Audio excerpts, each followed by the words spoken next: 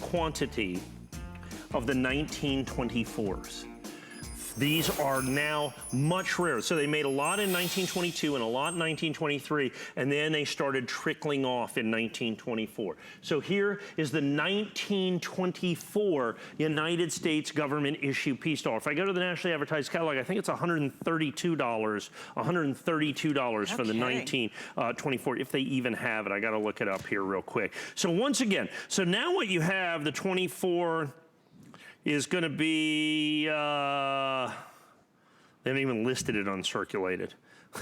They've got it in almost uncirculated for $110. Oh, okay, no kidding. Yeah, $110 almost uncirculated. Our coin is brilliant uncirculated. That's $79.95. So look at this coin. So when I talk about brilliant uncirculated, you see me kind of go side to side as I turn this coin. That's the luster. So this coin, when it was struck, so when a coin is struck, and the die strikes a planchet, which is an unstruck coin, and the die strikes the planchet, the silver flows into the voids of the die, creating the design, the device of the coin.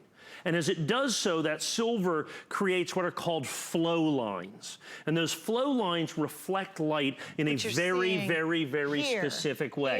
Here and here. Right? And as I turn this, you see how I always turn these? Because it looks like the spokes of a wheel. Right. See how it's right in the middle and you have the 4 bicycle spokes in essence? That is the hallmark of what they call luster. And luster is how you determine whether a coin is uncirculated or not. You cannot fake luster. You can make a coin shiny, but you can't make it be lustrous.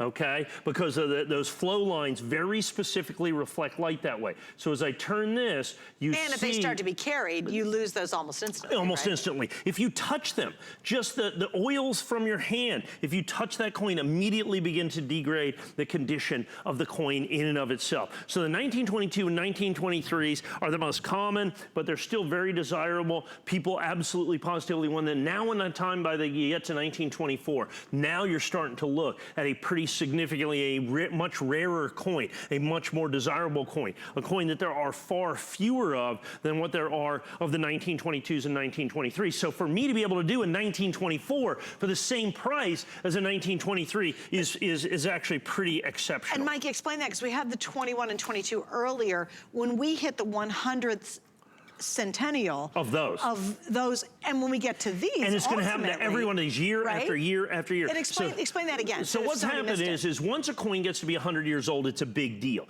Okay, they'll start doing centennials. The United States government will probably do a special Morgan silver dollar in 2021. They're already talking that. They're going to do a special peace silver dollar in 2022 for the same thing. And so as each coin hits its centennial, it becomes immensely, incredibly, phenomenally more popular and collectible.